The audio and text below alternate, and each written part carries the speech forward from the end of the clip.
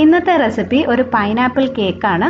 നല്ല പഞ്ഞി പോലെ സോഫ്റ്റായ, വായിലിട്ടാൽ അലിഞ്ഞു പോകുന്ന അത്രയും സോഫ്റ്റായിട്ടുള്ള ഒരു അടിപൊളി കേക്കാണിത്. ഓവൻ ഇല്ലാതെയാണ് നമ്മളിത് ബേക്ക് ചെയ്യുന്നത്. അപ്പോൾ ഈ കേക്ക് എങ്ങനെയാണ് ഉണ്ടാക്കുന്നതെന്ന് നോക്കാം. ആദ്യത്തെ സ്റ്റെപ്പായിട്ട് നമുക്കൊരു ഷുഗർ സിറപ്പ് ഉണ്ടാക്കണം. അപ്പോൾ ഒരു പാനിൽ 1/2 കപ്പ് വെള്ളം ഒഴിച്ചു. പൈനാപ്പിൾ സിറപ്പാണ് കേട്ടോ ഉണ്ടാക്കുന്നത്. അതിനകത്തോട്ട് 1/2 കപ്പ് പൈനാപ്പിൾ ചെറുതായിട്ട് അരിഞ്ഞത്, ചെറിയ കഷ്ണങ്ങളായിട്ട് അരിഞ്ഞതിട്ടു. അതിൻ്റെ കൂടെ 1/4 കപ്പ് പഞ്ചസാരയും കൂടി ഇട്ട് കൊടുക്കാം. ഇനി ഇതൊരു 1-2 മിനിറ്റ് നന്നായിട്ടൊന്ന് തിളപ്പിച്ചെടുക്കാം. ഈ പഞ്ചസാര ഫുള്ള് വെള്ളത്തിൽ അങ്ങ് അലിഞ്ഞാൽ മതി. സിറപ്പ് തിക്കാവൊന്നും ചെയ്യരുത് കേട്ടോ, വെള്ളം പോലെ തന്നെ ഇരിക്കണം. അപ്പോൾ ജസ്റ്റ് ഒരു 1-2 മിനിറ്റ് തിളപ്പിക്കുമ്പോൾ പഞ്ചസാര അലിഞ്ഞ് കിട്ടും. അപ്പോൾ ഇത് നന്നായിട്ട് തിളച്ചിട്ടുണ്ട്, ഇത്രയും മതി. ഞാൻ സ്റ്റൗ ഓഫ് ചെയ്യുവാണ്. അപ്പോൾ ഈ സിറപ്പ് ഞാൻ നേരത്തെ പറഞ്ഞ പോലെ വെള്ളം പോലെ തന്നെ ഇരിക്കണം. ഇനി ഇത് നമുക്ക് നന്നായിട്ട് തണുക്കാനായിട്ട് മാറ്റി വയ്ക്കാം. തണുത്തതിന് ശേഷമാണ് നമ്മൾ കേക്കിൽ ഇത് ഉപയോഗിക്കുന്നത്. അപ്പോൾ തണുക്കുന്നത് വരെ ഇത് ഇങ്ങനെ തന്നെ വെക്കുക. തണുത്ത് കഴിഞ്ഞിട്ട് ഈ പൈനാപ്പിൾ പീസുകളും പഞ്ചസാര പാനിയും ഈ സിറപ്പും സെപ്പറേറ്റ് ആയിട്ട് 2 പാത്രത്തിലായിട്ട് എടുത്ത് വയ്ക്കണം കേട്ടോ. ഇത് രണ്ടും നമുക്ക് ആവശ്യമുണ്ട്. അപ്പോൾ തണുക്കുന്ന വരെ ഇത് ഇങ്ങനെ തന്നെ വെക്കണമെന്ന് പറയുന്നത് ആ പൈനാപ്പിളിൻ്റെ ആ ഒരു ഫ്ലേവർ കുറച്ചും കൂടി സിറപ്പിലോട്ടങ്ങ് വരാൻ വേണ്ടിയിട്ടാണ്. അപ്പോൾ നമുക്ക് മാറ്റി വയ്ക്കാം. അപ്പോൾ അടുത്തത് നമുക്കിനി കേക്ക് ഉണ്ടാക്കാം. ഇപ്പോൾ ഒരു ബൗളിൽ 1 കപ്പ് മൈദ എടുത്തിട്ടുണ്ട്. അതിനകത്തോട്ട് 1 ടീസ്പൂൺ ബേക്കിംഗ് പൗഡർ ഇട്ട് കൊടുക്കാം. ഇതിനകത്ത് നമ്മൾ ബേക്കിംഗ് സോഡ ഉപയോഗിക്കുന്നില്ല കേട്ടോ, ബേക്കിംഗ് പൗഡർ മാത്രമേ ഉള്ളൂ. അതിൻ്റെ കൂടെ ഒരു 1/4 ടീസ്പൂൺ ഉപ്പും കൂടി ഇട്ടിട്ട് നന്നായിട്ടൊന്ന് മിക്സ് ചെയ്ത് വയ്ക്കാം. ആ ബേക്കിംഗ് പൗഡർ എല്ലാ സ്ഥലത്തും ഒന്ന് ആവാൻ വേണ്ടിയിട്ടാണ്. ഒന്ന് അരിച്ചെടുത്താലും മതി. ഇത് മാറ്റി വയ്ക്കാം. ഇനി ഈ കേക്കിൽ നമുക്ക് 4 മുട്ടയാണ് വേണ്ടത്. സാധാരണ കേക്കുകളെക്കാളും മുട്ടയുടെ അളവ് കൂടുതലാണ്, പക്ഷേ 4 എണ്ണം തന്നെ ചേർക്കണം. അത് നിർബന്ധമാണ് കേട്ടോ, എന്നാലേ കറക്റ്റായിട്ട് കിട്ടുള്ളൂ. അപ്പോൾ അത് മുട്ടയുടെ വെള്ളയും മഞ്ഞയും ഞാൻ 2 പാത്രത്തിലായിട്ട് എടുത്തു വെച്ചിട്ടുണ്ട്. അപ്പോൾ ആദ്യം നമുക്ക് ഈ മുട്ടയുടെ മഞ്ഞ ഒരു സ്പൂൺ വെച്ചിട്ട് നന്നായിട്ടൊന്ന് അടിച്ചു വയ്ക്കാം. ജസ്റ്റ് ഒന്ന് അടിച്ചു വയ്ക്കാം. ഇനി ഈ മുട്ട വെള്ള ഒരു ബീറ്റർ വെച്ച് നന്നായിട്ട് നമുക്ക് അടിച്ച് പതപ്പിച്ചെടുക്കാം. ബീറ്റർ തന്നെ ഉപയോഗിക്കണേ, ഇലക്ട്രിക് ബീറ്റർ. മിക്സിയിൽ അടിച്ചു കഴിഞ്ഞാൽ അത് കറക്റ്റായിട്ട് വരത്തില്ല. ഇനി മുട്ട ഇതുപോലെ നന്നായിട്ടൊന്ന് പതഞ്ഞ് വന്നു കഴിയുമ്പോൾ ഇതിനകത്തോട്ട് 1 കപ്പ് പഞ്ചസാര പൊടിച്ചത് കുറച്ചായിട്ട് ചേർത്തിട്ട് വീണ്ടും നമുക്കിത് ബീറ്റ് ചെയ്ത് കൊടുക്കാം. പഞ്ചസാര പൊടിച്ചതിന് ശേഷമാണ് 1 കപ്പ് അളന്നെടുത്തത് കേട്ടോ. അപ്പോൾ കുറച്ചായിട്ട് ചേർത്ത് ഇത് നല്ല തിക്കായിട്ടുള്ള ഒരു ക്രീം പോലെ ആയി വരുന്നത് വരെ നമുക്ക് ബീറ്റ് ചെയ്യണം. ഒരു 3-4 മിനിറ്റ് എടുക്കും. ഈ മുട്ട എത്രത്തോളം നിങ്ങൾ ബീറ്റ് ചെയ്യുന്നു, മുട്ടയുടെ വെള്ള എത്രത്തോളം ബീറ്റ് ചെയ്യുന്നോ കേക്ക് അത്രയും നന്നായിട്ട് കിട്ടും. ഇത് വളരെ ഇമ്പോർട്ടൻ്റ് ആയിട്ടുള്ളൊരു സ്റ്റെപ്പാണ്. അപ്പോൾ ഒരു 3-4 മിനിറ്റ് ഇത് നന്നായിട്ട് ബീറ്റ് ചെയ്ത് നല്ല തിക്കായിട്ടുള്ള ക്രീമാക്കി എടുക്കാം. അപ്പോൾ അതേ മുട്ട വെള്ളയും പഞ്ചസാരയും കൂടി ഈ ഒരു രീതിയിൽ ആയി വരണം. നല്ലൊരു ക്രീം പോലെ ആയിട്ടുണ്ട്. ഇനി ഇതിൽ നമ്മൾ ആദ്യം മാറ്റി വെച്ച മുട്ടയുടെ മഞ്ഞ ഒഴിക്കാൻ പോകണം. ഇനി ഓരോ കാര്യങ്ങളും ശ്രദ്ധിച്ച് തന്നെ ചെയ്യണം കേട്ടോ. ഈ മുട്ടയുടെ മഞ്ഞ ഒഴിച്ച് കഴിഞ്ഞിട്ട് ബീറ്റർ ഏറ്റവും ചെറിയ സ്പീഡിലിട്ടിട്ട് പതുക്കെ ഒന്ന് ബീറ്റ് ചെയ്ത് എടുത്താൽ മതി. കാരണം മുട്ട വെള്ളം നമ്മൾ നല്ലോണം ഇങ്ങനെ അടിച്ച് പതപ്പിച്ച് വെച്ചിരിക്കുമല്ലേ, അത് പോവാതെ ജസ്റ്റ് അതൊന്ന് മിക്സ് ചെയ്യുക, അത്രയേ ഉള്ളൂ. ഒരു 30 സെക്കൻഡ് ഏറ്റവും ചെറിയ സ്പീഡിലിട്ടിട്ട് അതൊന്ന് മിക്സ് ചെയ്ത് കൊടുക്കാം. ഇത്രയും മതി. ഇനി ഇതിനകത്ത് ഒരു 1/4 കപ്പ് എണ്ണ, സൺഫ്ലവർ ഓയിലാണ്. അതിൻ്റെ കൂടെ ഒരു 1/2 ടീസ്പൂൺ പൈനാപ്പിൾ എസൻസും കൂടി ഒഴിച്ചു കൊടുക്കാം. നമ്മൾ ഈ ബിരിയാണി ഒക്കെ വെക്കാനായിട്ട് യൂസ് ചെയ്യുന്ന പൈനാപ്പിൾ എസൻസ് ഉണ്ടല്ലോ, അത് തന്നെയാണ് ഞാൻ എടുത്തത്. ഇത് വീണ്ടും ചെറുതായിട്ടൊന്ന് ബീറ്റ് ചെയ്ത് കൊടുക്കാം. ഓവർ ബീറ്റ് ചെയ്യരുത്. അത് വീണ്ടും എടുത്തു പറയുന്നത് അത് വളരെ പ്രധാനപ്പെട്ട ഒരു കാര്യമായതുകൊണ്ടാണ് കേട്ടോ. ഇനി നമുക്ക് മൈദ ചേർത്ത് കൊടുക്കാം. അപ്പോൾ ഇനി ഹാൻഡ് ബീറ്റർ വേണ്ട, ഒരു സ്പൂൺ വെച്ച് എണ്ണ ചെയ്ത് കഴിഞ്ഞാൽ പതുക്കെ ഫോൾഡ് ചെയ്ത് എടുക്കാൻ പറ്റും. അപ്പോൾ കുറച്ചായിട്ട് ചേർത്തിട്ട് മിക്സ് ചെയ്ത് എടുക്കാം. അത് വീണ്ടും എടുത്ത് പറയുകയാണ്, ഓവർ ബീറ്റ് ചെയ്യാതെ അല്ലെങ്കിൽ ഓവർ മിക്സ് ചെയ്യാതെ പതുക്കെ തന്നെ അത് ഫോൾഡ് ചെയ്ത് എടുക്കാം.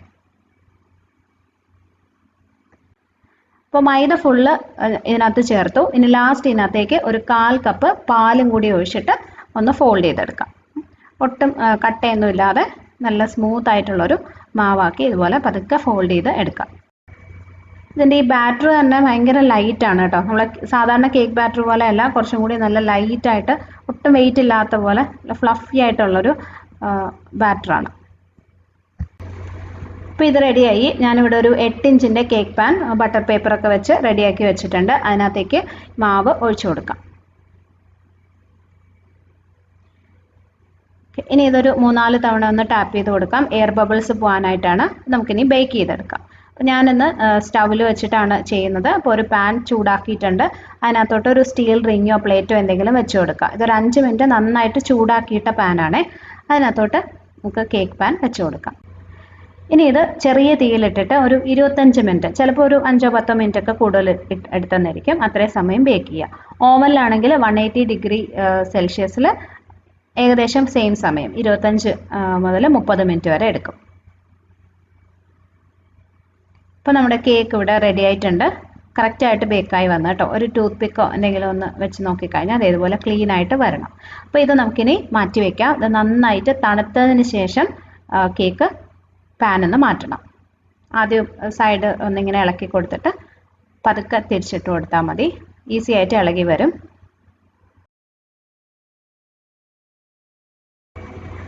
ശരിക്കും നല്ല സോഫ്റ്റ് ആയിട്ടുള്ള കേക്കാണ്. നമ്മൾ കേക്ക് കയ്യിലെടുക്കുമ്പോൾ തന്നെ അതിന് ഒട്ടും വെയിറ്റ് ഇല്ല. അത്രയും ഇങ്ങനെ പഞ്ഞി പോലെ ഇരിക്കുന്ന ഒരു കേക്കാണിത്.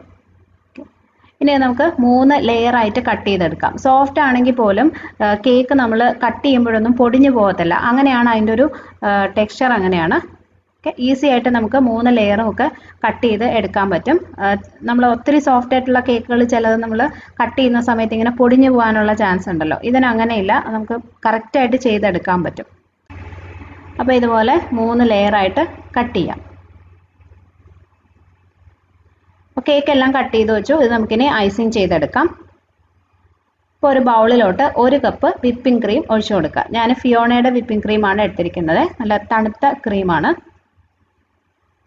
ഇതൊരു ബീറ്റർ വെച്ചിട്ട് നന്നായിട്ടൊന്ന് ബീറ്റ് ചെയ്തെടുക്കാം. ക്രീം ഇതുപോലെ നല്ലോണം ഒന്ന് തിക്കായിട്ട് വന്നു കഴിയുമ്പോൾ ഇതിനകത്തേക്ക് ഒരു 1/2 ടീസ്പൂൺ പൈനാപ്പിൾ എസൻസും ഒരല്പം യെല്ലോ ഫുഡ് കളർ, ഒരു 2 തുള്ളിയേ ഞാൻ ചേർക്കുന്നുള്ളൂ. വളരെ ചെറിയൊരു മഞ്ഞ കളറിന് വേണ്ടിയിട്ട് മാത്രം. ഇഷ്ടമുണ്ടെങ്കിൽ ചേർത്താൽ മതി. ഫുഡ് കളറിങ് വേണ്ടെന്നുണ്ടെങ്കിൽ ഒഴിവാക്കാം. ഇതിന് നല്ല തിക്കായിട്ട് വരുന്നത് വരെ ബീറ്റ് ചെയ്തെടുക്കാം. ഓക്കെ, അപ്പോൾ നമ്മുടെ വിപ്പിംഗ് ക്രീം ഇവിടെ റെഡി ആയിട്ടുണ്ട്. ഇനി നമ്മൾ ലെയർ ചെയ്യാൻ പോവാണ്. അപ്പോൾ ആദ്യത്തെ ലെയറായിട്ട് ഒരു കേക്ക് വയ്ക്കാം.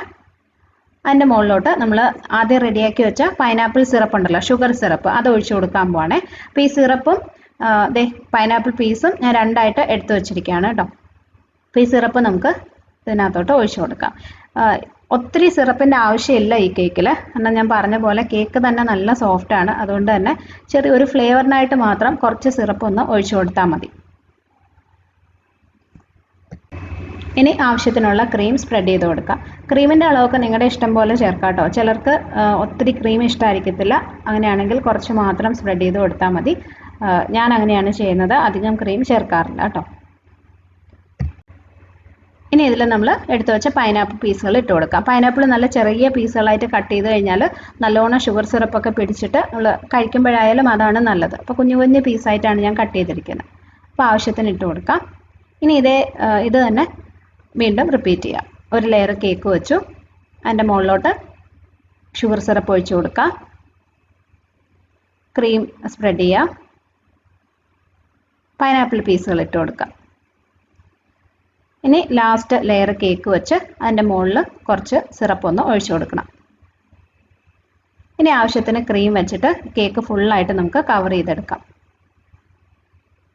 കേക്ക് ഫുള്ള് കവർ ചെയ്തെടുത്തു. ഇനി നിങ്ങൾക്ക് ഇഷ്ടമുള്ള ഇത് ഡെക്കറേറ്റ് ചെയ്യാം കേട്ടോ. അപ്പോൾ ഞാൻ ബാക്കി ഇരുന്ന വിപ്പിംഗ് ക്രീമിൽ കുറച്ചും കൂടി യെല്ലോ കളർ ചേർത്ത് കുറച്ചും കൂടി ഡാർക്ക് ആയിട്ടുള്ളൊരു ക്രീമാക്കി, യെല്ലോ കളറിലുള്ള ക്രീമാക്കി എടുത്തു. ഇത് വെച്ചിട്ട് ഒന്ന് പൈപ്പ് ചെയ്യാൻ പോവാണ്. അപ്പോൾ ഞാനതൊരു ചെറിയ സ്റ്റാർ നോസിൽ കേട്ടോ, കുഞ്ഞ് സ്റ്റാർ നോസിൽ വെച്ചിട്ടാണ് ചെയ്യുന്നത്. ഡെക്കറേറ്റ് ചെയ്യുന്നതൊക്കെ നിങ്ങളുടെ ഇഷ്ടമാണ്. അപ്പോൾ ഇത് ജസ്റ്റ് ഇങ്ങനെ കുഞ്ഞു കുഞ്ഞ് റോസസ് പോലെ ഒന്ന് പൈപ്പ് ചെയ്ത് കൊടുക്കാം.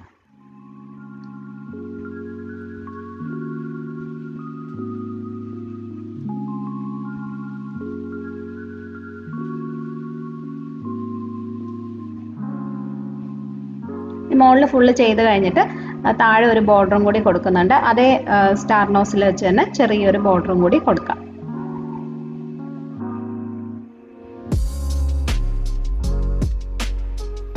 ഇനി ഇതിൻ്റെ മുകളിൽ ഞാനൊരു പൈനാപ്പിൾ പീസ് വെക്കുന്നുണ്ട്. ഇതുപോലെ ഒരു ചെറിയും കൂടി വെക്കാം. അപ്പോൾ ഇത്രയേ ഉള്ളൂ, നമ്മുടെ പൈനാപ്പിൾ കേക്ക് റെഡി. അപ്പോൾ ഇത് നമുക്കൊന്ന് കട്ട് ചെയ്ത് നോക്കാം.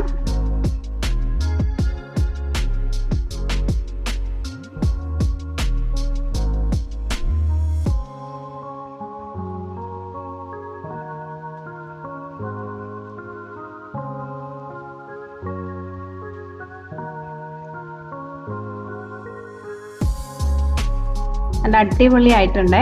നിങ്ങൾ തീർച്ചയായിട്ടും ഈ കേക്ക് ഒന്ന് ട്രൈ ചെയ്ത് നോക്കണം കേട്ടോ. ഞാൻ വെറുതെ പറയുന്നതല്ല, അത്രയും സോഫ്റ്റ് ആയിട്ടുള്ള അത്രയും ടേസ്റ്റി ആയിട്ടുള്ള കേക്കാണ്. ഉറപ്പായിട്ട് നിങ്ങൾക്ക് ഇഷ്ടമാവും. അപ്പോൾ ട്രൈ ചെയ്ത് നോക്കിയിട്ട് ഫീഡ്ബാക്ക് അറിയിക്കണം. ഈ വീഡിയോ നിങ്ങൾക്ക് ഇഷ്ടമായെങ്കിൽ ലൈക്ക് ചെയ്യാനും ഷെയർ ചെയ്യാനും കമൻറ്റ് ചെയ്യാനും മറക്കരുത്. ചാനൽ നിങ്ങൾ സബ്സ്ക്രൈബ് ചെയ്തിട്ടില്ലെങ്കിൽ ചെയ്തേക്കാനും മറക്കല്ലേ. അപ്പോൾ നമുക്ക് ഇതുപോലെ തന്നെ നല്ലൊരു വീഡിയോ ആയിട്ട് വീണ്ടും കാണാം. Bye friends, thank you for watching.